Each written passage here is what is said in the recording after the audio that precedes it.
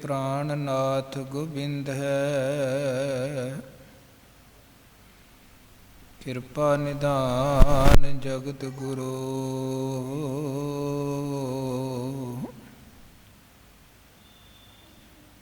हे संसार ताप हरनै,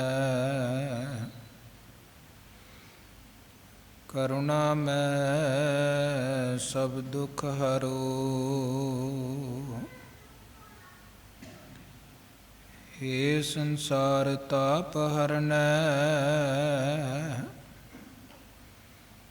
करुणा मैं सब दुख हरो।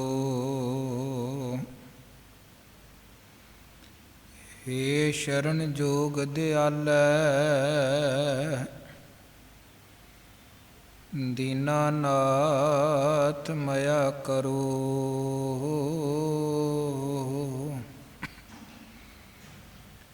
शरीर स्वस्थ क्षीण समय, सिमरंत नानक राम दमोदर माधवै।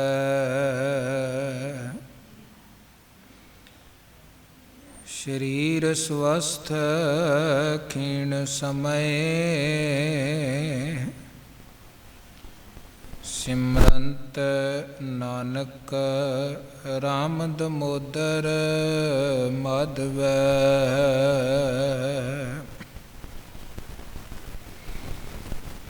जिस बिन घड़ी न जीवना,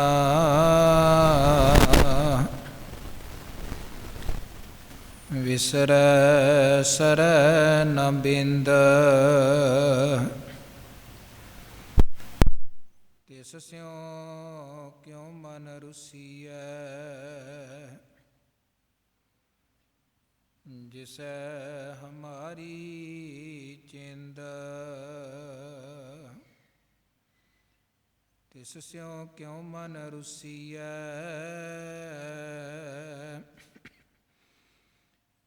जिसै हमारी चिंद। सज्जन मैंडा चाइया, हब कहीदा मित। हबे जानन अपना, कही ना ठाहे चित। तेरे कवन कवन गुण कह गावा, तू साहिब गुणी निधाना। तुमरी महिमा बरन ना सकूं, तू ठाकुर ऊच भगवाना। तुमरी महिमा बरन ना सकूं, तू ठाकुर ऊच भगवाना। सतनाम धन वाहिगुरु साहिब जीओ, वाहिगुरु जीओ।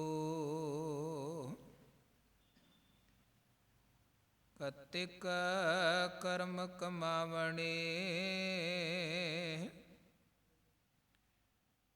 दोष ना काहूँ जोग। परमेश्वर ते भुलिया,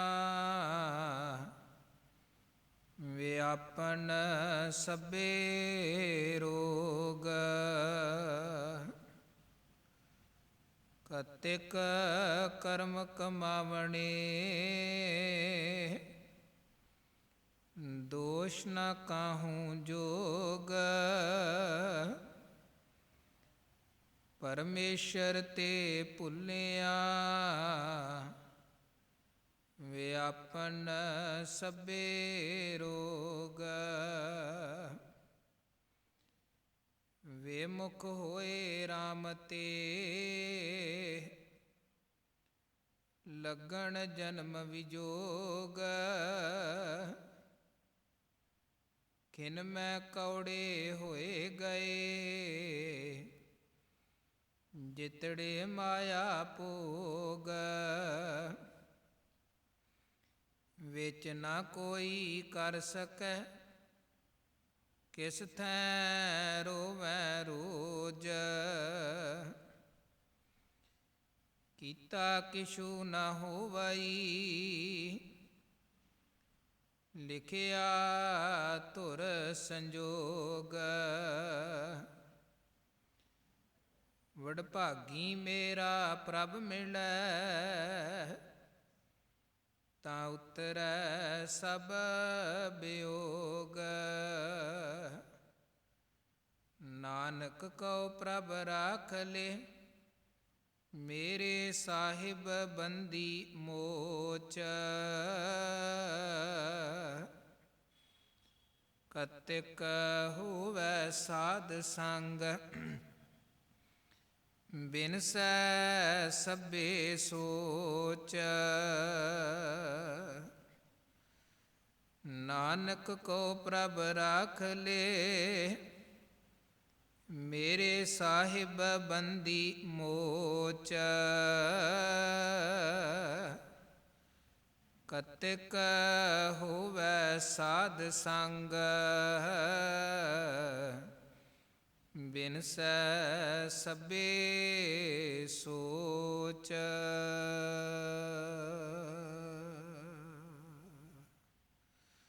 ਵਾਹਿਗੁਰੂ ਜੀ ਕਾ ਖਾਲਸਾ, ਵਾਹਿਗੁਰੂ ਜੀ ਕੀ ਫਤਿਹ।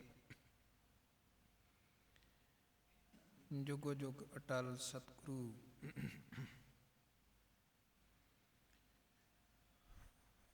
ਗੁਰਗੱਦੀ ਤੇ ਸੁਭਾਈਮਾਨ ਦਸਾਂ ਪਾਤਸ਼ਾਹੀਆਂ ਦੀ ਜੋਤ ਗੁਰੂ ਗ੍ਰੰਥ ਸਾਹਿਬ ਜੀ ਮਹਾਰਾਜ ਜੀ ਦੀ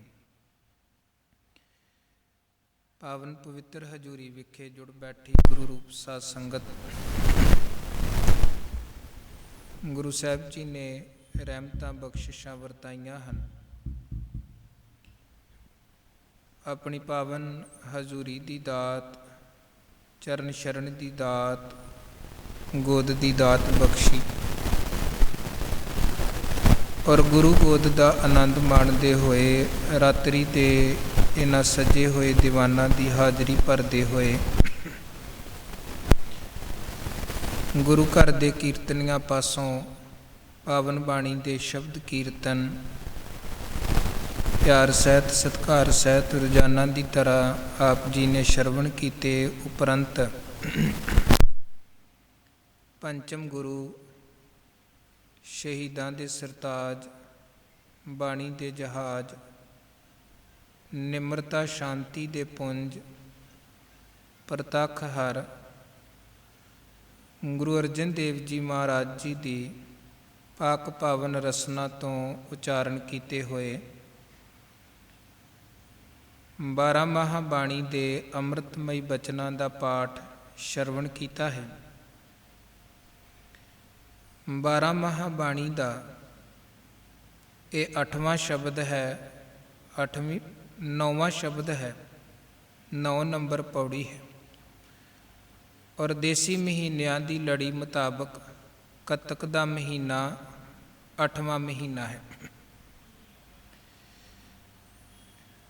12 ਮਾਹ ਬਾਣੀ 'ਚ ਪਾਤਸ਼ਾਹ ਜੀ ਨੇ 12 ਮਹੀਨਿਆਂ ਦਾ ਜ਼ਿਕਰ ਕਰਦੇ ਹੋਏ ਗੁਰਮਤਿ ਉਪਦੇਸ਼ ਸਾਨੂੰ ਬਖਸ਼ੇ ਹਨ। ਔਰ ਜਿਹੜੀ ਗੱਲ ਆਪਾਂ ਹਮੇਸ਼ਾ ਕਰਦੇ ਹਾਂ ਕਿ ਗੁਰਮਤਿ ਸਿਧਾਂਤ ਅਤੇ ਗੁਰਮਤਿ ਵਿਚਾਰਧਾਰਾ, ਇਹ ਚੀਜ਼ ਸਾਨੂੰ ਦ੍ਰਿੜ ਕਰਵਾਉਂਦੀ ਹੈ ਕਿ ਸਾਰੇ ਦਿਨ ਇੱਕੋ ਜਿਹੇ ਹਨ। ਕੋਈ ਦਿਨ ਜ਼ਿਆਦਾ ਵਿਸ਼ੇਸ਼ ਮਹਾਨ ਨਹੀਂ ਹੈ, ਕੋਈ ਦਿਨ ਆਮ ਸਧਾਰਨ ਨਹੀਂ ਹੈ। ਚੰਗੇ ਮਾੜੇ ਦਿਨਾਂ ਦੇ ਵਹਿਮਾਂ ਭਰਮਾਂ 'ਚ ਗੁਰੂ ਕੇ ਸਿੱਖ ਨੇ ਨਹੀਂ ਫਸਣਾ ਹੈ। ਸਿੱਖ ਦੇ ਲਈ ਸੁਭਾਗਾ ਦਿਨ, ਉੱਤਮ ਦਿਨ ਉਹ ਹੈ ਜਦੋਂ ਸਾਨੂੰ ਮਾਲਕ ਚੇਤੇ ਆ, ਗੁਰੂ ਚੇਤੇ ਆ, ਆਪਾਂ ਗੁਰੂ ਗੋਦ 'ਚ ਬੈਠੇ ਹਾਂ, ਈਮਾਨ ਦੇ ਨਾਲ ਜ਼ਿੰਦਗੀ ਬਤੀਤ ਕਰ ਰਹੇ ਹਾਂ। ਤੇ ਜੇ ਗੁਰੂ ਕੀ ਸੰਗਤ ਨਹੀਂ ਮਿਲੀ, ਗੁਰੂ ਤੋਂ ਟੁੱਟੇ, ਗੁਰੂ ਉਪਦੇਸ਼ ਤੋਂ ਟੁੱਟੇ, ਮਾੜੇ ਕਰਮਾਂ 'ਚ ਜੀਵਨ ਲੰਘਾ ਰਹੇ ਹਾਂ, ਤੇ ਫਿਰ ਸਮਝੋ ਦਿਨ ਸਮਾਂ ਮਾੜਾ ਹੈ। ਸਾਈ ਘੜੀ ਸੁਲੱਖਣੀ, ਜਿਤ ਪ੍ਰਭ ਆਵੈ ਚਿੱਤ, ਜਿਤ ਦਿਨ ਵਿਸਰੈ ਪਾਰ ਬ੍ਰਹਮ, ਫਿੱਟ ਭੁਲੇਰੀ ਰੁੱਤ। ਇਹ 12 ਮਾਹ ਬਾਣੀ ਵੀ ਆਪਾਂ ਪੜ੍ਹੀਏ, ਤੇ ਇਸ ਬਾਣੀ 'ਚ ਵੀ ਗੁਰੂ ਮਹਾਰਾਜ ਨੇ ਕੋਈ ਚੰਗੇ ਮਾੜੇ ਦਿਨਾਂ ਦੀ ਗੱਲ ਨਹੀਂ ਕੀਤੀ ਹੈ। ਵੈਸੇ ਇਹ ਇੱਕ ਪੁਰਾਤਨ ਸਮੇਂ ਦਾ ਕਾਵਿ ਹੈ, ਕਾਵਿ ਰਚਨਾ ਹੈ। ਪੁਰਾਣੇ ਕਵੀ ਵੱਖ-ਵੱਖ ਥੀਮ ਲੱਭ ਕੇ ਤੇ ਉਹਦੇ ਮੁਤਾਬਕ ਫਿਰ ਉਹ ਕਵਿਤਾਵਾਂ ਰਚਦੇ ਸਨ, ਸਾਹਿਤ ਰਚਦੇ ਸਨ। ਤੇ ਉਹਨਾਂ ਨੇ 12 ਮਾਹਾਂ, ਕਈ ਪੁਰਾਣੀਆਂ ਕਵਿਤਾਵਾਂ 12 ਮਾਹਾਂ ਦੇ ਰੂਪ 'ਚ ਮਿਲਦੀਆਂ ਹਨ। ਗੁਰੂ ਮਹਾਰਾਜ ਜੀ ਨੇ ਉਹ ਥੀਮ ਲਿਆ ਹੈ 12 ਮਾਹਾਂ ਦਾ, ਤੇ ਦਿੱਤਾ ਹੈ ਗੁਰਮਤਿ ਦਾ ਉਪਦੇਸ਼, ਪਰਮਾਤਮਾ ਦਾ ਸਿਮਰਨ ਦਾ ਉਪਦੇਸ਼, ਚੰਗੇ ਉੱਚੇ ਸੁੱਚੇ ਕਰਮ ਕਮਾਉਣ ਦਾ ਉਪਦੇਸ਼। ਹੋਰ ਕਿੰਨੇ ਪੁਰਾਣੇ ਸਮੇਂ ਦੇ ਜਿਹੜੇ ਥੀਮ ਸਨ ਕਵਿਤਾਵਾਂ ਦੇ, ਉਹਨਾਂ ਦੀ ਵਰਤੋਂ ਗੁਰੂ ਮਹਾਰਾਜ ਨੇ ਬਾਣੀ ਰੂਪ ਦੇ ਵਿੱਚ ਕੀਤੀ ਹੈ। ਅਲਾਹਣੀਆਂ, ਘੋੜੀਆਂ, ਥਿਤੀ, ਦਿਨ, ਰੈਣ, 7 ਵਾਰ, ਜਿਵੇਂ ਇਹ ਬਾਣੀ ਤੇ 12 ਮਹੀਨਿਆਂ ਦੀ ਬਾਣੀ ਹੈ। ਕਿਸੇ ਵਕਤ ਆਪਾਂ ਉਹ ਵੀ ਵਿਚਾਰ ਕਰਾਂਗੇ। ਜਿੱਥੇ 7 ਵਾਰ ਬਾਣੀ, ਐਤਵਾਰ, ਸੋਮਵਾਰ, ਇਹ ਜਿਹੜੇ ਹਫਤੇ ਦੇ ਦਿਨ ਹਨ, ਉਹ ਹਫਤੇ ਦੇ ਦਿਨਾਂ ਦੇ ਆਧਾਰ 'ਤੇ ਵੀ ਗੁਰੂ ਮਹਾਰਾਜ ਨੇ ਬਾਣੀ ਉਚਾਰਨ ਕਰਕੇ ਤੇ ਉਪਦੇਸ਼ ਦਿੱਤਾ ਹੈ। ਤੇ ਜਿਵੇਂ ਇਸ ਬਾਣੀ 'ਚ ਆਪਾਂ ਪੜ੍ਹਦੇ ਹਾਂ ਕਿ ਜਿੱਥੇ ਸ਼ਬਦ ਦੀ ਆਰੰਭਤਾ ਹੁੰਦੀ ਹੈ, ਪਹਿਲਾ ਮਹੀਨੇ ਦਾ ਨਾਮ, ਜਿਵੇਂ ਕੱਤਕ, ਕਰਮ ਕਮਾਵਣੇ, ਆਰੰਭ 'ਚ ਕੱਤੇ ਦੇ ਮਹੀਨੇ ਦਾ ਨਾਮ ਆਇਆ, ਜਾਂ ਸਾਵਣ ਸਰਸੀ ਕਾਮਣੀ, ਜਾਂ ਚੇਤ ਗੋਬਿੰਦ ਅਰਾਧੀ ਹੈ। ਮਹੀਨਿਆਂ ਦਾ ਨਾਮ ਲੈ ਕੇ ਫਿਰ ਅੱਗੇ ਉਪਦੇਸ਼ ਦਿੱਤਾ। ਤੇ ਜਿਹੜੀ 7 ਵਾਰ ਬਾਣੀ ਹੈ, ਉਹਦੇ 'ਚ ਐਤਵਾਰ, ਸੋਮਵਾਰ, ਮੰਗਲਵਾਰ, ਇਹ ਦਿਨਾਂ ਦੇ ਨਾਂ ਸ਼ੁਰੂ 'ਚ ਸਤਿਗੁਰੂ ਨੇ ਲੈ ਕੇ ਤੇ ਅੱਗੇ ਉਪਦੇਸ਼ ਦਿੱਤਾ ਹੈ। ਗੱਲ ਬਾਣੀ ਦਾ ਸਮੁੱਚਾ ਉਪਦੇਸ਼ ਹੈ, ਪਰਮਾਤਮਾ ਦੇ ਨਾਲ ਜੁੜਨ ਦਾ ਉਪਦੇਸ਼।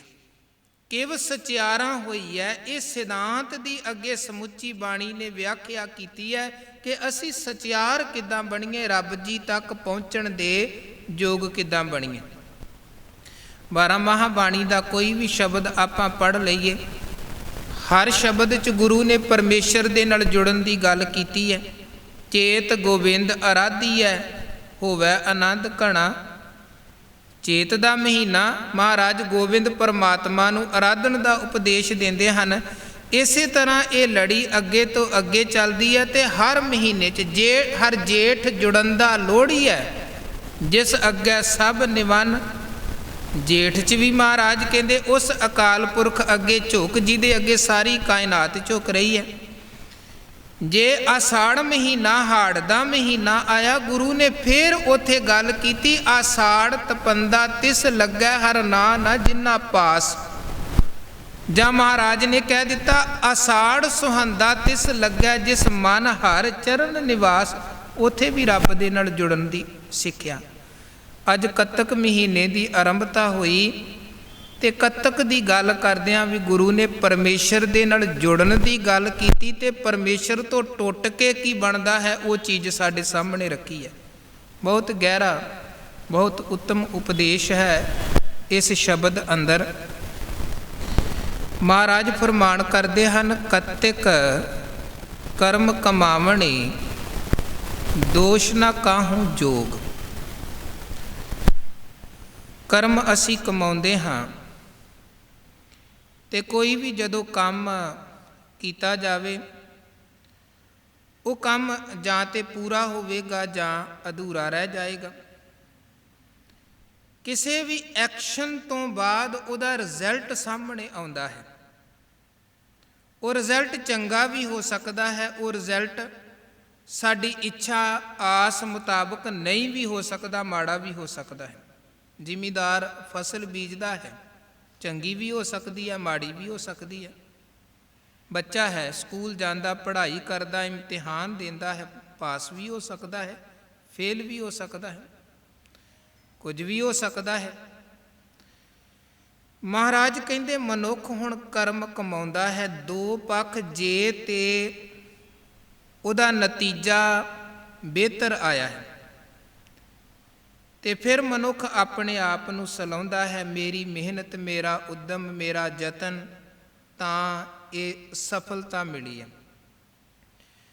ਪਰ ਜਦੋਂ ਕਿਧਰੇ ਸਾਡੀ ਆਸ ਮੁਤਾਬਕ ਉਹ ਨਤੀਜਾ ਨਹੀਂ ਨਿਕਲਦਾ ਹੈ, ਰਿਜ਼ਲਟ ਨਹੀਂ ਹੁੰਦਾ ਹੈ, ਫਿਰ ਅਸੀਂ ਇਹ ਨਹੀਂ ਕਹਿੰਦੇ ਹਾਂ ਕਿ ਮੇਰੀ ਨਾਲਾਇਕੀ ਕਰਕੇ ਇਹ ਹੋਇਆ ਹੈ, ਮੇਰੀ ਘਾਟ ਕਰਕੇ ਇੱਦਾਂ ਹੋਇਆ ਹੈ। ਉੱਥੇ ਫਿਰ ਅਸੀਂ ਦੂਜੇ ਨੂੰ ਜ਼ਿੰਮੇਵਾਰ ਠਹਿਰਾਉਂਦੇ ਹਾਂ, ਦੂਜੇ ਨੂੰ ਦੋਸ਼ੀ ਠਹਿਰਾਉਂਦੇ ਹਾਂ। ਹਾਲਾਂਕਿ ਵੇਖੋ, ਕੋਈ ਵੀ ਕੰਮ ਹੈ ਉਹਦੇ 'ਚ ਕੇਵਲ ਇੱਕ ਮਨੁੱਖ ਦਾ ਯੋਗਦਾਨ ਨਹੀਂ ਹੁੰਦਾ ਹੈ, ਕਈਆਂ ਦਾ ਯੋਗਦਾਨ ਹੁੰਦਾ ਹੈ। ਗੱਲ ਤਾਂ ਅੱਗੇ ਜਾ ਕੇ ਬਣਦੀ, ਬੱਚਾ ਹੀ ਹੈ, ਪੜ੍ਹਦਾ, ਵਧੀਆ ਨੰਬਰ ਲੈਂਦਾ, ਇਕੱਲੇ ਬੱਚੇ ਦੀ ਗੱਲ ਨਹੀਂ ਹੈ। ਮਾਤਾ ਪਿਤਾ, ਪੇਰੈਂਟ ਦਾ ਆਪਣਾ ਯੋਗਦਾਨ ਹੈ, ਟੀਚਰ ਦਾ ਆਪਣਾ ਯੋਗਦਾਨ ਹੈ, ਬਾਹਰ ਦੇ ਵਾਤਾਵਰਨ ਮਾਹੌਲ ਦਾ ਆਪਣਾ, ਬੱਚੇ ਦੀ ਆਪਣੀ, ਸਾਰੀਆਂ ਚੀਜ਼ਾਂ ਕੰਮ ਕਰਦੀਆਂ ਨੇ ਤਾਂ ਜਾ ਕੇ ਅੱਗੇ ਕੋਈ ਰਿਜ਼ਲਟ ਸਾਹਮਣੇ ਆਉਂਦਾ। ਅਸੀਂ ਭੋਜਨ ਖਾਂਦੇ ਹਾਂ, ਕੀ ਉਹ ਭੋਜਨ ਬਸ ਸਾਡੇ ਇਕੱਲੇ ਬੀਬੀ ਨੇ ਪ੍ਰਸ਼ਾਦਾ ਪਕਾਇਆ ਤੇ ਸਾਡੇ ਤੱਕ ਪਹੁੰਚ ਗਿਆ? ਕੀ ਬਸ, ਜਾਂ ਅਸੀਂ ਉਹ ਗਰਾਹੀ ਤੋੜੀ ਤੇ ਮੂੰਹ 'ਚ ਪਾਈ, ਕਿ ਬਸ ਓਨਾ ਹੀ ਯੋਗਦਾਨ ਹੈ ਉਹ ਭੋਜਨ ਦਾ ਸਾਡੇ ਤੱਕ ਪਹੁੰਚਣ ਦੇ ਲਈ? ਨਹੀਂ। ਕਿੱਥੋਂ ਜ਼ਿਮੀਂਦਾਰ ਤੋਂ ਗੱਲ ਸ਼ੁਰੂ ਹੋਈ,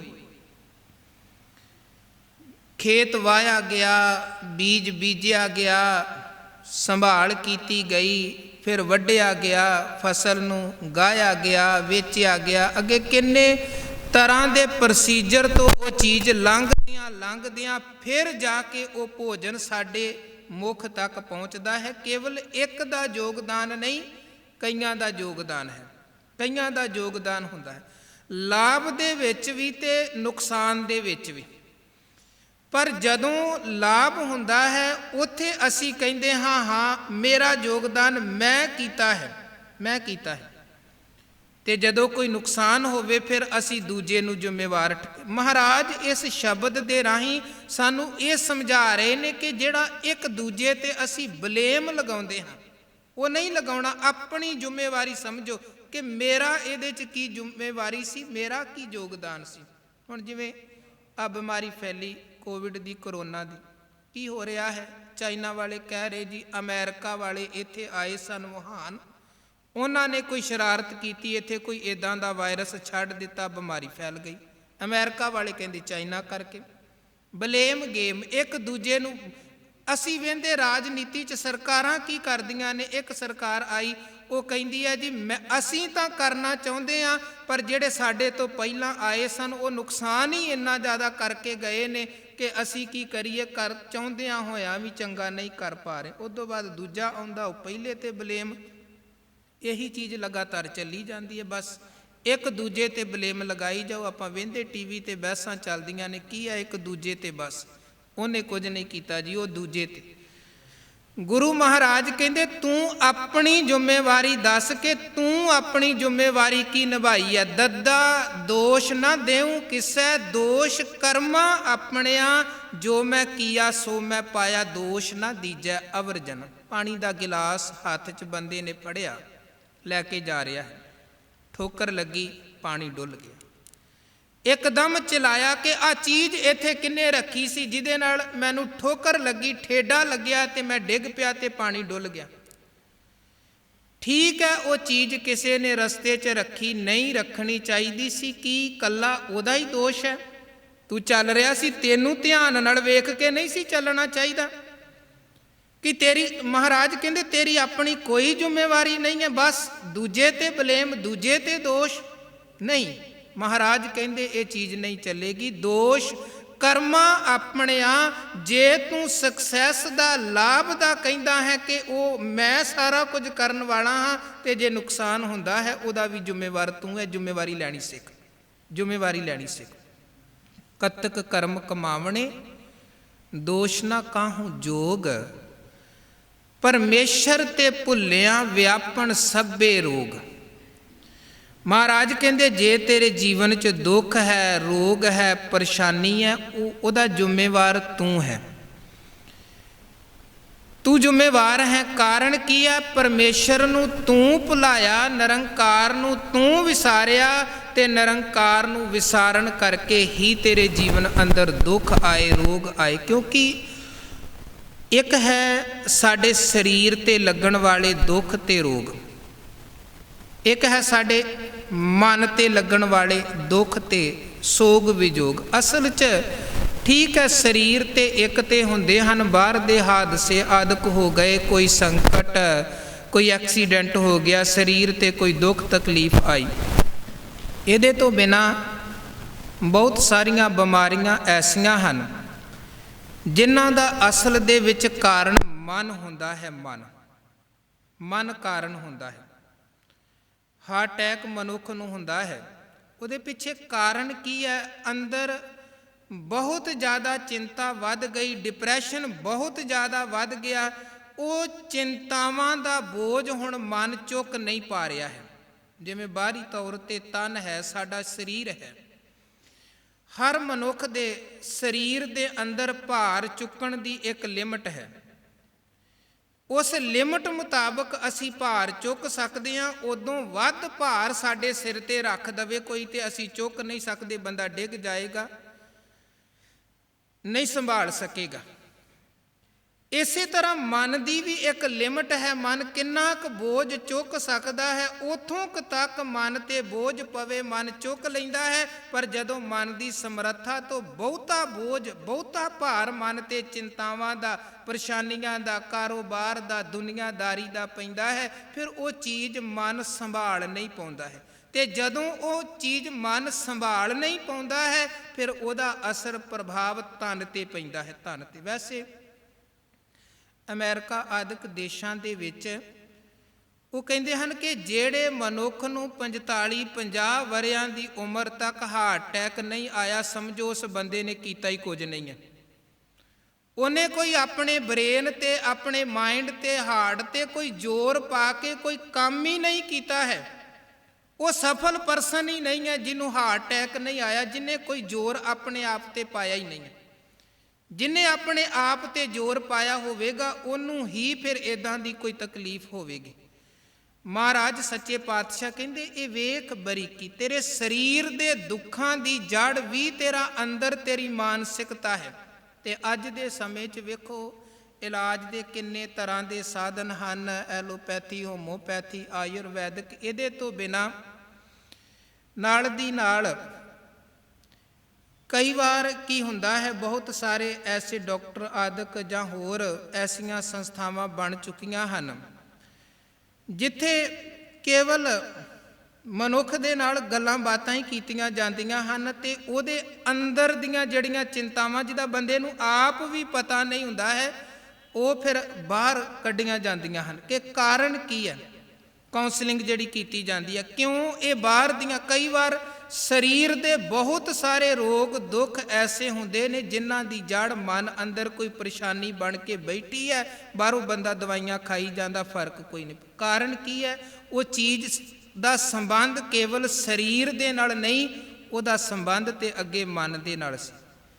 ਮਹਾਰਾਜ ਕਹਿੰਦੇ ਤੇਰੇ ਬਹੁਤ ਸਾਰੇ ਦੁੱਖਾਂ ਰੋਗਾਂ ਦਾ ਕਾਰਨ ਹੈ ਤੇਰਾ ਅੰਦਰ ਪਰਮਾਤਮਾ ਨੂੰ ਭੁਲਾਉਣਾ, ਨਿਰੰਕਾਰ ਨੂੰ ਵਿਸਾਰ ਕੇ ਤੂੰ ਚਿੰਤਾਵਾਂ ਦੇ ਬੋਝ ਥੱਲੇ ਦੱਬਿਆ ਗਿਆ, ਜਿਸ ਕਰਕੇ ਹੁਣ ਤਰ੍ਹਾਂ ਤਰ੍ਹਾਂ ਦੇ ਦੁੱਖ ਤੇ ਰੋਗ ਤੈਨੂੰ ਵਿਆਪਦੇ ਪਏ ਨੇ। ਚਿੰਤਤ ਹੀ ਦਿਸੈ ਸਭ ਕੋਏ।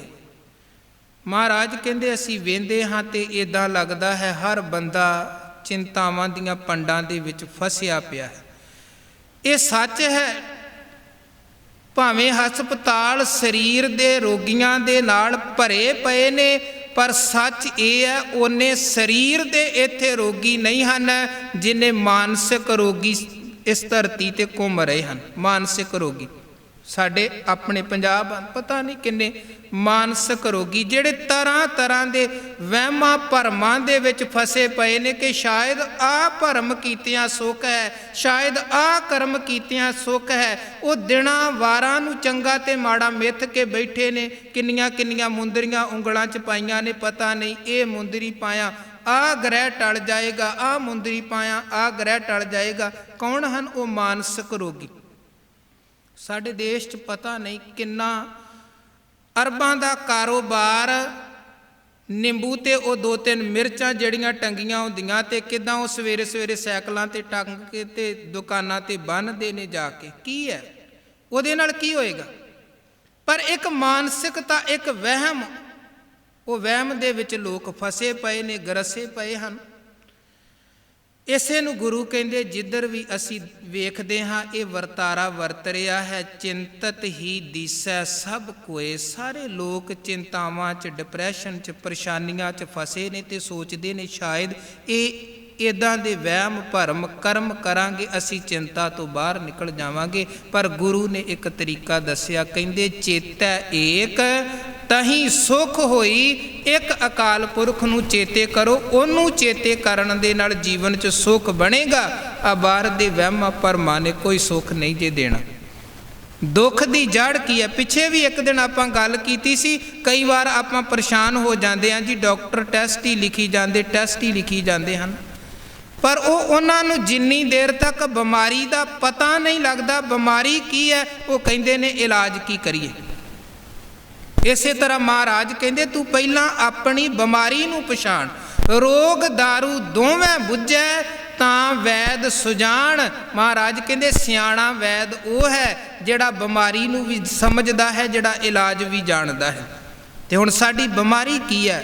चिंतावां दी, दुखां दी, रोगां दी, परेशानियां दी। महाराज दस रहे ने कि परमात्मा नूं भुला दिता ते वो विछोड़े करके निरंकार नूं विसारण करके तेरे जीवन की ये हालत बनी हो।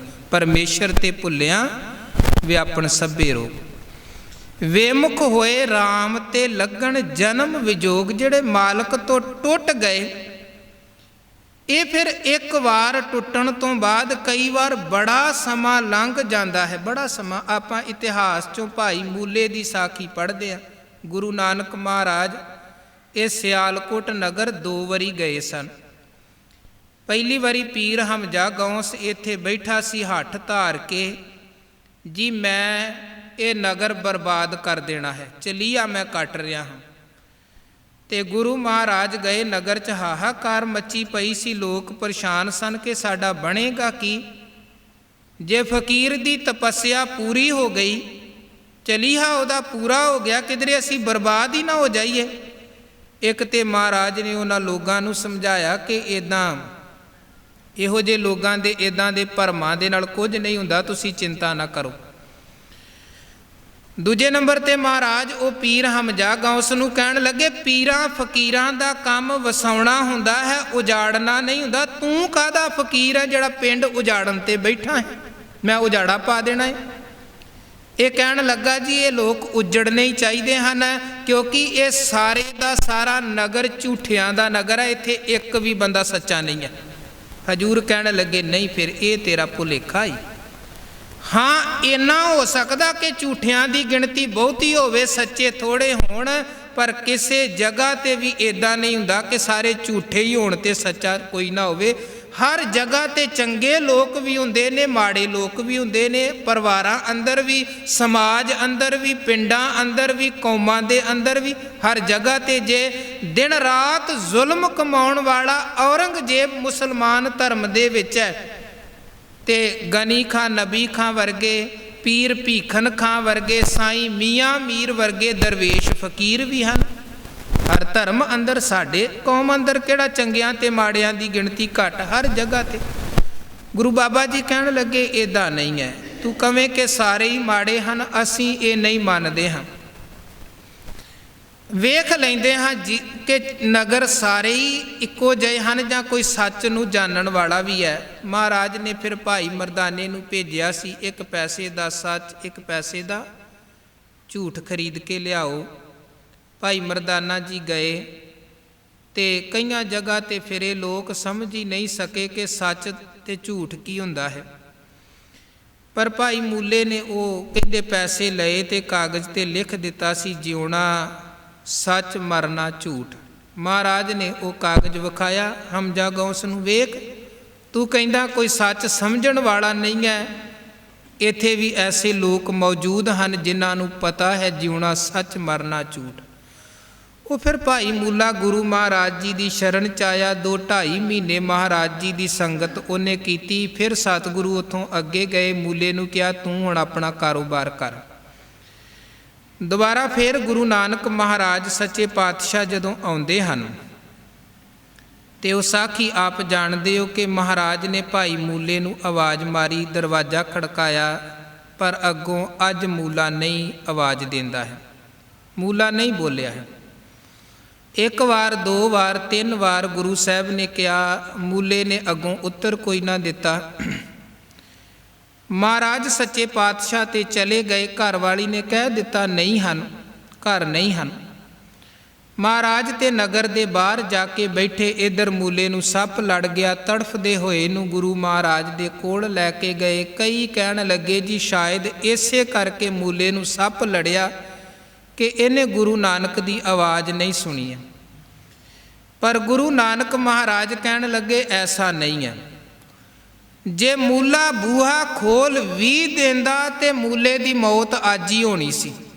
ਇਹਦਾ ਮਰਨਾ ਅੱਜ ਲਿਖਿਆ ਸੀ, ਕਿਉਂਕਿ ਮਰਨਾ ਤੇ ਉਹ ਅਕਾਲ ਪੁਰਖ ਵਾਹਿਗੁਰੂ ਦੇ ਹੁਕਮ ਤੋਂ ਜੀਵਨ ਫੇਰ ਆਰੰਭ ਹੁੰਦਾ ਹੈ। ਮਰਨ ਲਖਾਏ ਮੰਡਲ ਮੈਂ ਆਏ, ਮੌਤ ਤਾਂ ਪਹਿਲਾਂ ਲਿਖੀ ਜਾਂਦੀ ਹੈ। ਮਹਾਰਾਜ ਕਹਿੰਦੇ ਇਹਦਾ ਮਰਨਾ ਤੇ ਅੱਜ ਲਿਖਿਆ ਸੀ। ਅਸੀਂ ਚਾਹੁੰਦੇ ਸਾਂ ਮੂਲੇ ਦੇ ਮਰਨ ਦੇ ਨਾਲ ਮੂਲੇ ਦਾ ਤਰਨਾ ਵੀ ਹੋ ਜਾਏ, ਮੂਲਾ ਪਾਰ ਵੀ ਲੰਘ ਜਾਏ, ਪਰ ਉਹ ਗੱਲ ਬਣੀ ਨਹੀਂ। ਹੁਣ ਮੂਲੇ ਦਾ ਮਰਨਾ ਤੇ ਹੈ, ਮੂਲੇ ਦਾ ਤਰਨਾ ਨਹੀਂ ਹੈ। ਫਿਰ ਜਦੋਂ ਬੇਨਤੀਆਂ ਤਰਲੇ ਕੀਤੇ, ਮਹਾਰਾਜ ਨਹੀਂ ਕਿਰਪਾ ਕਰੋ, ਹੁਣ ਰਹਿਮਤ ਕਰੋ, ਤਾਰੋ। ਮਹਾਰਾਜ ਕਹਿਣ ਲੱਗੇ ਤਾਰਾਂਗੇ, ਪਰ ਸਮਾਂ ਆਵੇਗਾ ਫਿਰ ਇਹਦਾ ਉਧਾਰ ਹੋਵੇਗਾ 10ਵੇਂ ਜਾਮੇ 'ਚ। ਉਹ ਹੈ ਵੇਮੁਖ ਹੋਏ ਰਾਮ ਤੇ ਲੱਗਣ ਜਨਮ ਵਿਜੋਗ। ਤੇ ਇੱਥੇ ਵੀ ਵੇਖੋ ਉਹ ਪੱਖ ਵੀ ਸਮਝੋ। ਹੁਣ ਬੇਸ਼ੱਕ ਸਾਖੀ ਕਹਿ ਦਿੰਦੀ ਹੈ, ਅਸੀਂ ਕਹਿ ਦਿੰਦੇ ਹਾਂ ਜੀ ਮੂਲੇ ਦੀ ਘਰ ਵਾਲੀ ਦਾ ਕਸੂਰ ਸੀ। ਘਰ ਵਾਲੀ ਦੇ ਕਹਿਣ ਤੇ ਮੂਲੇ ਨੇ ਬੂਆ ਨਹੀਂ ਖੋਲਿਆ। ਕਿ ਮੂਲੇ ਨੂੰ ਸਮਝ ਨਹੀਂ ਸੀ ਗੁਰੂ ਨਾਨਕ ਜੀ ਦੀ? ਕਿ ਮੂਲੇ ਨੂੰ ਗੁਰੂ ਨਾਨਕ ਮਹਾਰਾਜ ਜੀ ਦੀਆਂ ਵਡਿਆਈਆਂ ਦਾ ਪਤਾ ਨਹੀਂ ਸੀ? ਪਰ ਕਿਉਂਕਿ ਸੁਭਾਅ ਹੈ ਬਲੇਮ ਗੇਮ ਕੇ ਦੂਜੇ ਤੇ ਬਲੇਮ ਲਗਾਉਣਾ ਹੈ, ਆਪਣੀ ਜ਼ਿੰਮੇਵਾਰੀ ਨਹੀਂ ਲੈਣੀ ਹੈ। ਮਹਾਰਾਜ ਸੱਚੇ ਪਾਤਸ਼ਾਹ ਜੀ ਕਹਿੰਦੇ ਵੇਮੁਖ ਹੋਏ ਰਾਮ ਤੇ ਲੱਗਣ ਜਨਮ ਵਿਜੋਗ। ਕਿੱਥੇ ਗੁਰੂ ਨਾਨਕ ਦੀ ਕਿਰਪਾ ਹੋਣੀ ਸੀ ਤੇ ਮੂਲੇ ਦਾ ਉੱਥੇ ਹੀ ਪਾਰ ਉਤਾਰਾ ਹੋ ਜਾਣਾ ਸੀ। ਕਿੱਥੇ ਫੇਰ ਉਹ ਜੂਨਾਂ ਦੇ ਗੇੜ 'ਚ ਭਟਕਣ ਵਾਲੇ ਪਾਸੇ ਪੈ ਗਿਆ। ਜਮ ਜਮ ਮਰੈ ਫਿਰ ਜੰਮੈ ਬਹੁਤ ਸਜਾਏ ਪਿਆ ਦੇਸ਼ ਲੰਮੇ। ਅੱਗੇ ਗੁਰੂ ਸਾਹਿਬ ਕਹਿੰਦੇ ਖਿਨ ਮੈਂ ਕੌੜੇ ਹੋਏ ਗਏ ਜਿਤੜੇ ਮਾਇਆ ਭੋਗ। ਜਦੋਂ ਫਿਰ ਇਦਾਂ ਦਾ ਭਾਣਾ ਵਰਤ ਜਾਂਦਾ ਹੈ, ਮੌਕਾ ਸਾਡੇ ਹੱਥ 'ਚੋਂ ਜਦੋਂ ਨਿਕਲ ਜਾਂਦਾ ਹੈ, ਸਾਨੂੰ ਪਤਾ ਲੱਗ ਜਾਏ ਕਿ ਮੌਕਾ ਸੀ ਤੇ ਮੌਕਾ ਤੇ ਅਸੀਂ ਖੁੰਝਾ ਦਿੱਤਾ ਹੈ, ਫਿਰ ਮਿੱਠੇ ਪਦਾਰਥ ਵੀ ਕੌੜੇ ਲੱਗਦੇ। ਇੱਕ ਖਿੰਨ ਪਲ ਦੀ ਵੇਖੋ ਖੇਡ ਹੁੰਦੀ ਹੈ। ਬੱਚਾ ਪਿਤਾ ਦੇ ਨਾਲ ਮੇਲੇ 'ਚ ਹੈ ਤੇ ਤਰ੍ਹਾਂ ਤਰ੍ਹਾਂ ਦੀਆਂ ਚੀਜ਼ਾਂ ਦੀ ਡਿਮਾਂਡ ਕਰਦਾ, ਖਿਡੌਣੇ ਚਾਹੀਦੇ, ਮਠਿਆਈ ਚਾਹੀਦੀ, ਝੂਲੇ ਤੇ ਝੂਟਣਾ ਹੈ। ਪਿਤਾ ਤੋਂ ਵਿਛੜ ਗਿਆ, ਹੁਣ ਰੋਂਦਾ ਪਿਆ ਹੈ। ਕਿਸੇ ਨੇ ਸਹਾਰਾ ਦਿੱਤਾ ਹੈ, ਮਠਿਆਈ ਦਾ ਲਾਲਚ ਦਿੱਤਾ, ਕਹਿੰਦਾ ਨਹੀਂ ਹੁਣ ਮਠਿਆਈ ਨਹੀਂ ਚਾਹੀਦੀ। ਖਿਡੌਣੇ ਦਾ ਲਾਲਚ ਦਿੱਤਾ, ਨਹੀਂ ਖਿਡੌਣਾ ਨਹੀਂ ਚਾਹੀਦਾ, ਮੈਨੂੰ ਮੇਰਾ ਬਾਪੂ ਚਾਹੀਦਾ ਹੈ, ਪਿਤਾ ਚਾਹੀਦਾ। ਚੀਜ਼ਾਂ ਤੇ ਉਹੀ ਸਨ ਜਿਹੜੀਆਂ ਬੱਚੇ ਨੂੰ ਪਹਿਲਾਂ ਬੜੀਆਂ ਚੰਗੀਆਂ ਲੱਗ ਰਹੀਆਂ ਸਨ, ਹੁਣ ਉਹਨੂੰ ਕੁਝ ਵੀ ਚੰਗਾ ਨਹੀਂ ਲੱਗ ਰਿਹਾ। ਇੱਕ ਖਿੰਨ ਦੀ ਖੇਡ ਪਿਤਾ ਤੋਂ। ਕਈ ਵਾਰ ਭੋਜਨ ਦਾ ਥਾਲ ਅਸੀਂ ਸਾਹਮਣੇ ਰੱਖਿਆ ਹੁੰਦਾ ਹੈ ਖਾਣ ਦੇ ਲਈ, ਤੇ ਖਾਣਾ ਵੀ ਬੜਾ ਵਧੀਆ ਬਣਿਆ ਹੁੰਦਾ, ਆਪਾਂ ਤਾਰੀਫ ਵੀ ਕਰਦੇ, ਬੜਾ ਸੋਹਣਾ ਵੇਖਣ ਨੂੰ ਹੀ ਖਾਣਾ ਬੜਾ ਚੰਗਾ ਲੱਗ ਰਿਹਾ ਹੈ। ਗਰਾਈ ਵੀ ਇੱਕ ਅੱਧ ਮੂੰਹ 'ਚ ਪਾ ਕੇ ਹੋਰ ਤਾਰੀਫ ਕਰ ਦਿੰਦੇ, ਬੜਾ ਸਵਾਦੀ ਖਾਣਾ। ਇੰਨੀ ਦੇਰ ਨੂੰ ਕੋਈ ਇੱਧਰੋਂ ਉੱਧਰੋਂ ਫੋਨ ਆਉਂਦਾ, ਜੀ ਆਹ ਹਾਦਸਾ ਵਰਤ ਗਿਆ, ਆਹ ਘਟਨਾ ਵਰਤ ਗਈ ਹੈ। ਫਿਰ ਉਹੀ ਖਾਣੇ ਦੀ ਗਰਾਹੀ ਬੰਦੇ ਦੇ ਮੂੰਹ 'ਚ ਨਹੀਂ ਲੰਘਦੀ, ਉਹੀ ਭੋਜਨ ਉਹੀ ਹੁੰਦਾ ਹੈ। ਪਰ ਖਿੰਨ ਮੈਂ ਕੌੜੇ ਹੋਏ ਗਏ ਜਿਤੜੇ ਮਾਇਆ ਭੋਗ। ਮਹਾਰਾਜ ਕਹਿੰਦੇ ਜਦੋਂ ਪਰਮੇਸ਼ਰ ਨੂੰ ਭੁਲਾ ਦਿੰਦਾ ਹੈ ਮਨੁੱਖ, ਵਿਆਪਣ ਸਭੇ ਰੋਗ ਵਾਲੀ ਇਹਦੇ ਜੀਵਨ ਦੀ ਖੇਡ ਬਣਦੀ ਹੈ, ਤੇ ਫਿਰ ਮਿੱਠੇ ਪਦਾਰਥ ਵੀ ਇਹਦੇ ਲਈ ਜ਼ਹਿਰ ਰੂਪ ਕੌੜੇ ਬਣਦੇ ਆ। ਜਿਵੇਂ ਬਿਮਾਰ ਬੰਦਾ ਹੋਵੇ, ਉਹਨੂੰ ਸਵਾਦਿਸ਼ਟ ਭੋਜਨ ਵੀ ਉਹਦੇ ਸਾਹਮਣੇ ਰੱਖਿਆ ਜਾਏ ਤੇ ਬਿਮਾਰ ਨੂੰ ਉਹ ਵੀ ਕੌੜਾ ਲੱਗਦਾ ਹੈ। ਹੁਣ ਭੋਜਨ 'ਚ ਕੋਈ ਖਰਾਬੀ ਨਹੀਂ ਹੈ, ਨੁਕਸ ਨਹੀਂ ਹੈ, ਖਾਣ ਵਾਲੇ ਦੇ ਵਿੱਚ ਨੁਕਸ ਹੈ, ਬਿਮਾਰੀ ਹੈ, ਜਿਸ ਕਰਕੇ ਉਹਨੂੰ ਪ੍ਰੋਪਰ ਭੋਜਨ ਦਾ ਸਵਾਦ ਨਹੀਂ ਆ ਰਿਹਾ, ਮਿੱਠਾ ਭੋਜਨ ਵੀ ਉਹਨੂੰ ਕੌੜਾ ਲੱਗ ਰਿਹਾ ਹੈ। ਮਹਾਰਾਜ ਕਹਿੰਦੇ ਖਿਨ ਮੈਂ ਕੌੜੇ ਹੋਏ ਗਏ ਜਿਤੜੇ ਮਾਇਆ ਭੋਗ, ਵਿੱਚ ਨਾ ਕੋਈ ਕਰ ਸਕੈ ਕਿਸ ਥੈ ਰੋਵੈ ਰੋਜ਼। ਇਹ ਜਿਹੜਾ ਸਾਡਾ ਤੇ ਪਰਮੇਸ਼ਰ ਦਾ ਵਿਛੋੜਾ ਹੈ, ਗੁਰੂ ਦਾ ਵਿਛੋੜਾ ਹੈ, ਇਹਦੇ 'ਚ ਹੋਰ ਕੋਈ ਤੀਜਾ ਵਿਚੋਲਾ ਬਣ ਕੇ ਸਾਨੂੰ ਰੱਬ ਦੇ ਨਾਲ ਨਹੀਂ ਜੇ ਜੋੜ ਸਕਦਾ। ਕੱਲ ਵੀ ਆਪਾਂ ਗੱਲ ਕੀਤੀ ਸੀ ਕਿ ਜੇ ਬੰਦਾ ਆਪ ਜੁੜਨਾ ਨਹੀਂ ਚਾਹੁੰਦਾ, ਆਪਣੇ ਆਪ ਨੂੰ ਬਦਲਣਾ ਨਹੀਂ ਚਾਹੁੰਦਾ ਹੈ, ਤੇ ਕੋਈ ਤੀਜਾ ਇਹਨੂੰ ਬਦਲ ਨਹੀਂ ਸਕਦਾ। ਸਭ ਤੋਂ ਪਹਿਲਾਂ ਆਪਣੇ ਆਪ ਤੋਂ ਆਪ ਸ਼ੁਰੂਆਤ ਕਰਨੀ ਪੈਂਦੀ ਹੈ। ਕੀਤਾ ਕਿਛੂ ਨਾ ਹੋਵਈ ਲਿਖਿਆ ਧੁਰ ਸੰਜੋਗ। ਮਹਾਰਾਜ ਕਹਿੰਦੇ ਸਾਡੇ ਕੀਤਿਆਂ ਕੀ ਹੋ ਸਕਦਾ, ਅਖੀਰ ਹੋਣਾ ਤੇ ਉਹ ਹੈ ਜੋ ਧੁਰ ਦਰਗਾਹ ਤੋਂ ਵਾਹਿਗੁਰੂ ਨੇ ਸੰਜੋਗ ਲਿਖੇ, ਜੋ ਉਸ ਕਰਤੇ ਪੁਰਖ ਦਾ ਹੁਕਮ ਹੈ। ਆਪਣੀ ਥਾਵੇਂ ਲੋਕ ਕਈ ਤਰ੍ਹਾਂ ਦੇ ਯਤਨ ਕਰਦੇ ਨੇ, ਸਭਨੀ ਛਾਲਾਂ ਮਾਰੀਆਂ ਕਰਤਾ ਕਰੇ ਸੋ ਹੋਏ। ਜੋ ਉਸ ਕਰਤੇ ਪੁਰਖ ਦੀ ਰਜ਼ਾ ਹੁੰਦੀ ਹੈ ਅਖੀਰ ਉਹੀ ਵਰਤਦਾ ਹੈ। ਵਡਭਾਗੀ ਮੇਰਾ ਪ੍ਰਭ ਮਿਲੈ ਤਾਂ ਉਤਰੈ ਸਭ ਵਿਯੋਗ। ਹੁਣ ਦੋ ਪੱਖ, ਪਹਿਲਾ ਪੱਖ ਗੁਰੂ ਨੇ ਕਿਹਾ ਜੇ ਪਰਮੇਸ਼ਰ ਭੁੱਲ ਗਿਆ ਤੇ ਵਿਆਪਣ ਸਭੇ ਰੋਗ, ਤੇ ਦੂਜਾ ਪੱਖ ਗੁਰੂ ਕਹਿੰਦੇ ਜੇ ਵੱਡਿਆਂ ਭਾਗਾ ਸਦਕਾ ਪ੍ਰਭ ਮਿਲ ਗਿਆ ਹੈ, ਮਾਲਕ ਮਿਲ ਗਿਆ, ਫਿਰ ਉਤਰੈ ਸਭ ਵਿਯੋਗ। ਸਾਰੇ ਵਿਯੋਗ, ਜਿਨੀ ਵਿਛੋੜੇ ਦੀ ਪੀੜਾ ਸੀ, ਤੜਫ ਸੀ, ਵੈਰਾਗ ਸੀ, ਹੁਣ ਉਹ ਖਤਮ ਹੋ ਗਿਆ, ਕਿਉਂਕਿ ਜਿਸ ਚੀਜ਼ ਦੀ ਤੜਫ ਸੀ ਉਹ ਹੁਣ ਪ੍ਰਾਪਤ ਹੋ ਗਿਆ। ਮਾਲਕ ਮਿਲ ਗਿਆ ਤੇ ਸੁੱਖ ਤੇ ਆਪਣੇ ਆਪ ਹੀ ਮਿਲ ਗਏ ਹਨ। ਸਭ ਕੁਛ ਮੰਗ ਲਿਆ ਖੁਦਾ ਸੇ ਖੁਦਾ ਕੋ ਮੰਗ ਕਰ। ਜਿਹਨੇ ਮਾਲਕ ਤੋਂ ਮਾਲਕ ਦੇ ਮਿਲਾਪ ਦੀ ਦਾਤ ਮੰਗ ਲਈ ਤੇ ਮਾਲਕ ਦਾ ਮਿਲਾਪ ਜਿਹਨੂੰ ਪ੍ਰਾਪਤ ਹੋ ਗਿਆ, ਫਿਰ ਉਹਨੂੰ ਕੋਈ ਸੁੱਖ ਵੱਖਰੇ ਨਹੀਂ ਮੰਗਣੇ ਪੈਂਦੇ ਨੇ, ਕਿਉਂਕਿ ਬਾਕੀ ਸੁੱਖ ਤੇ ਪਰਛਾਵੇਂ ਦੀ ਤਰ੍ਹਾਂ ਉੱਥੇ ਜਿੱਥੇ ਪਰਮਾਤਮਾ ਬ੍ਰਹਮ ਬਿੰਦੈ ਤਿਸ ਦਾ ਬ੍ਰਹਮਤ ਰਹੈ, ਏਕ ਸ਼ਬਦ ਲਿਵ ਲਾਏ ਨਵ ਨਿਧੀ 18 ਸਿੱਧੀ ਪਿੱਛੇ ਲੱਗੀਆਂ ਫਿਰੈ, ਜੋ ਹਰ ਹਿਰਦੈ ਸਦਾ ਵਸਾਏ। ਉਹਨੂੰ ਪਦਾਰਥਾਂ ਪਿੱਛੇ ਨਹੀਂ ਜਾਣਾ ਪੈਂਦਾ ਹੈ, ਪਦਾਰਥ ਉਹਦੇ ਪਿੱਛੇ ਆਉਂਦੇ ਹਨ, ਪਦਾਰਥ ਸੁੱਖ ਉਹਦੇ ਪਿੱਛੇ ਆਉਂਦੇ। ਮਾਲਕ ਆਪ ਉਹਨੂੰ ਸਾਰੇ ਸੁੱਖ ਬਖਸ਼ਦਾ ਹੈ। ਤੇ ਮਹਾਰਾਜ ਕਹਿੰਦੇ ਮਾਲਕ ਦੀ ਇਹ ਵਡਿਆਈ ਹੈ, ਉਹ ਦਾਤ ਬਖਸ਼ ਕੇ ਫਿਰ ਪਛਤਾਉਂਦਾ ਨਹੀਂ ਹੈ ਕਿ ਇਹਨੂੰ ਮੈਂ ਦਾਤ ਕਿਉਂ ਦੇ ਬੈਠਾ। ਇਹ ਮਨ ਹਰ ਜੀ ਧਿਆਏ ਤੂੰ, ਇੱਕ ਮਨ ਇੱਕ ਚਿੱਤ ਭਾਏ, ਹਰ ਕੀਆਂ ਸਦਾ ਸਦਾ ਵਡਿਆਈਆਂ ਦੇ ਨਾ ਪਛੋਤਾਏ। ਗੁਰੂ ਮਹਾਰਾਜ ਕਹਿੰਦੇ ਵੱਡਿਆਂ ਭਾਗਾ ਸਦਕਾ ਮਾਲਕ ਮਿਲ ਗਿਆ, ਸਾਰੇ ਵਿਯੋਗ ਖਤਮ ਹੋ ਗਏ। ਨਾਨਕ ਕੋ ਪ੍ਰਭ ਰਾਖ ਲੈ ਮੇਰੇ ਸਾਹਿਬ ਬੰਦੀ ਮੋਚ। ਹੁਣ ਇਹ ਅਖੀਰ 'ਚ ਅਰਦਾਸ ਰੂਪ ਬਚਨ ਹਨ, ਗੁਰੂ ਅਰਜਨ ਦੇਵ ਮਹਾਰਾਜ ਕਰਦੇ ਨੇ। ਹੇ ਵਾਹਿਗੁਰੂ ਜੀ, ਬੰਧਨਾਂ ਨੂੰ ਕੱਟਣ ਵਾਲੇ ਅਕਾਲ ਪੁਰਖ, ਉਹ ਵਾਹਿਗੁਰੂ ਬੰਧਨ ਕੱਟਣ ਹਾਰ ਹੈ। ਗਹੀ ਬਹੋੜ ਬੰਦੀ ਛੋੜ ਨਿਰੰਕਾਰ ਦੁਖਦਾਰੀ, ਕਰਮ ਨਾ ਜਾਣਾ ਧਰਮ ਨਾ ਜਾਣਾ, ਲੋਭੀ ਮਾਇਆ ਧਾਰੀ, ਨਾਮ ਪਰਿਓ ਭਗਤ ਗੋਬਿੰਦ ਕਾ, ਇਹ ਰਾਖੋ ਪੈਜ ਤੁਮਾਰੀ। ਮਹਾਰਾਜ ਕਹਿੰਦੇ ਹੈ ਬੰਧਨ ਕੱਟਣਹਾਰ ਵਾਹਿਗੁਰੂ ਜੀ, ਅਸੀਂ ਤੁਹਾਡੀ ਸ਼ਰਨ ਦੇ ਵਿੱਚ ਆਏ ਹਾਂ, ਹੈ ਬੜੇ ਪਾਪੀ ਹਾਂ, ਪੜਦਾ ਕੋਈ ਨਹੀਂ ਹੈ ਤੁਹਾਡੇ ਸਾਹਮਣੇ ਆ ਕੇ। ਅਸੀਂ ਕੋਈ ਝੂਠ ਨਹੀਂ ਬੋਲਦੇ ਹਾਂ ਜੀ, ਅਸੀਂ ਬੜੇ ਚੰਗੇ ਹਾਂ ਤੇ ਸਾਡੇ ਤੇ ਕਿਰਪਾ ਹੋਣੀ ਹੀ ਚਾਹੀਦੀ ਹੈ। ਅਸੀਂ ਇਹ ਨਹੀਂ ਕਹਿੰਦੇ ਹਾਂ ਜੀ ਅਸੀਂ ਤੁਹਾਡੇ ਜਨ ਹਾਂ ਤੇ ਸਾਡੀ ਅਰਦਾਸ ਤੁਹਾਨੂੰ ਮੰਨਣੀ ਪਵੇਗੀ, ਸੁਣਨੀ ਪਏਗੀ। ਅਸੀਂ ਕਬੂਲ ਕਰਦੇ ਹਾਂ ਕਿ ਕਰਮ ਨਾ ਜਾਣਾ ਧਰਮ ਨਾ ਜਾਣਾ, ਲੋਭੀ ਮਾਇਆ ਧਾਰੀ। ਨਾ ਸਾਨੂੰ ਚੰਗੇ ਕਰਮਾਂ ਦਾ ਪਤਾ ਜੇ, ਨਾ ਸਾਨੂੰ ਧਰਮ ਦਾ ਪਤਾ ਹੈ, ਲੋਭੀ ਹਾਂ ਮਾਇਆ ਧਾਰੀ ਹਾਂ। ਪਰ ਇੱਕ ਗੱਲ ਜ਼ਰੂਰ ਹੈ ਕਿ ਬਾਹਰੋਂ ਅਸੀਂ ਧਰਮ ਦਾ ਭੇਖ ਕਰਦੇ, ਵਿਖਾਵਾ ਕਰਦੇ ਤੇ ਲੋਕ ਕਹਿ ਦਿੰਦੇ ਨੇ ਇਹ ਰੱਬ ਦਾ ਭਗਤ ਹੈ। ਅਸੀਂ ਅੰਦਰੋਂ ਪਾਪੀ ਹਾਂ, ਪਰ ਸਮਾਜ ਦਾ ਸਾਡੇ ਪ੍ਰਤੀ ਨਜ਼ਰੀਆ ਹੈ ਕਿ ਇਹ ਬੜਾ ਧਰਮੀ ਹੈ, ਇਹ ਰੱਬ ਦਾ ਭਗਤ ਹੈ। ਤੇ ਹੁਣ ਤੁਹਾਡੇ ਅੱਗੇ ਇੱਕ ਬੇਨਤੀ ਕਰਦੇ ਹਾਂ ਕਿ ਤੁਸੀਂ ਸਾਡੀ ਇੱਜ਼ਤ ਪੱਤ ਰੱਖੋ, ਕਿਉਂਕਿ ਹੁਣ ਸਾਡੀ ਪੱਤ ਨਹੀਂ ਹੈ, ਸਾਡੀ ਪੱਤ ਤੁਹਾਡੀ ਪੱਤ ਹੈ। ਜੇ ਮੈਂ ਰੁਲਾਂਗਾ ਲੋਕ ਇਹ ਨਹੀਂ ਕਹਿਣਗੇ ਕਿ ਇਹ ਰੁਲ ਰਿਹਾ ਹੈ, ਬਲਕਿ ਇਹ ਕਹਿਣਗੇ ਵੇਖੋ ਰੱਬ ਦਾ ਭਗਤ ਕਿੱਧਰ ਰੁਲਦਾ ਫਿਰਦਾ ਹੈ। ਨਾਮ ਪਰਿਓ ਭਗਤ ਗੋਬਿੰਦ ਕਾ, ਇਹ ਰਾਖੋ ਪੈਜ ਤੁਮਾਰੀ। ਉੱਥੇ ਹਮਾਰੀ ਨਹੀਂ, ਤੁਮਾਰੀ ਕਹਿੰਦੇ, ਇਹ ਪੈਜ ਤੁਹਾਡੀ ਹੈ। ਇਸ ਕਰਕੇ ਗਹੀ ਬਹੋੜ ਬੰਦੀ ਛੋੜ ਮਾਲਕ ਜੀ ਰੱਖਿਆ ਕਰੋ, ਤੇ ਤੁਸੀਂ ਰੱਖਣ ਵਾਲੇ ਹੋ। ਹਰ ਜੀ ਨਿਮਾਣਿਆ ਤੂੰ ਮਾਣ, ਨਾ ਚੀਜ਼ਿਆਂ ਚੀਜ਼ ਕਰੇ ਮੇਰਾ ਗੋਬਿੰਦ, ਤੇਰੀ ਕੁਦਰਤ ਕੋ ਕੁਰਬਾਨ। ਮਹਾਰਾਜ ਕਹਿੰਦੇ ਮੇਰੇ ਸਾਹਿਬ ਬੰਦੀ ਮੋਚ, ਇਹ ਬੰਧਨਾਂ ਨੂੰ ਕੱਟਣ ਵਾਲੇ ਸਾਹਿਬ ਮਾਲਕ ਜੀ ਨਾਨਕ ਕੋ ਪ੍ਰਭ ਰਾਖ ਲੈ। ਸਾਨੂੰ ਕਿਰਪਾ ਕਰਕੇ ਰੱਖ ਲਵੋ, ਸਾਡੇ ਬਣੋ ਰਖਵਾਲੇ।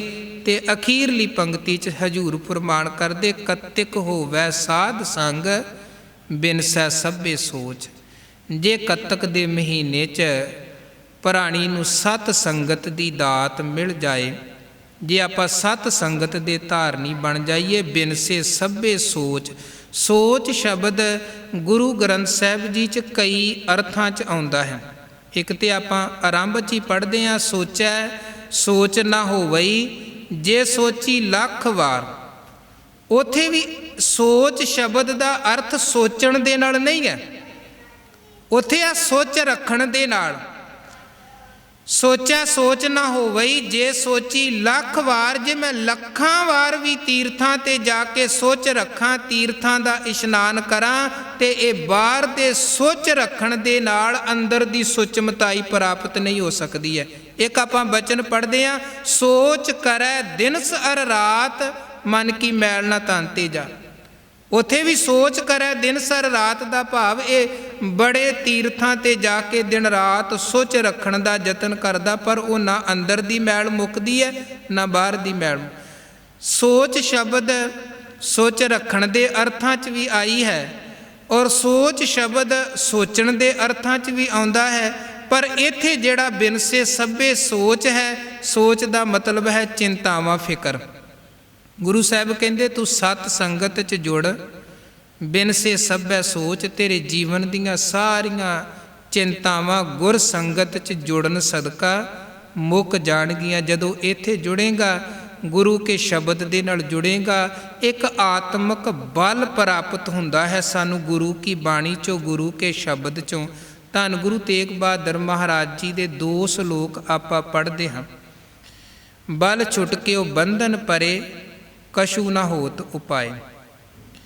ਉਹ ਜਿਹੜਾ ਮਾਲਕ ਕੋਲੋਂ ਆਤਮਿਕ ਬਲ ਮਿਲਣਾ ਸੀ, ਮਹਾਰਾਜ ਕਹਿੰਦੇ ਉਹ ਹੁਣ ਬਲ ਨਹੀਂ ਜਦੋਂ ਮਿਲਿਆ, ਕਿਉਂਕਿ ਮਾਲਕ ਤੋਂ ਤੇ ਟੁੱਟਿਆ ਪਿਆ ਸੀ, ਸੰਗਤ ਤੋਂ ਗੁਰੂ ਤੋਂ ਟੁੱਟਿਆ ਪਿਆ ਸੀ। ਉਹ ਗੁਰੂ ਦੀ ਰਹਿਮਤ ਬਖਸ਼ਿਸ਼ ਨਹੀਂ ਮਿਲੀ ਤੇ ਬੰਧਨ ਪੈ ਗਏ, ਤਰ੍ਹਾਂ ਤਰ੍ਹਾਂ ਦੇ ਬੰਧਨ।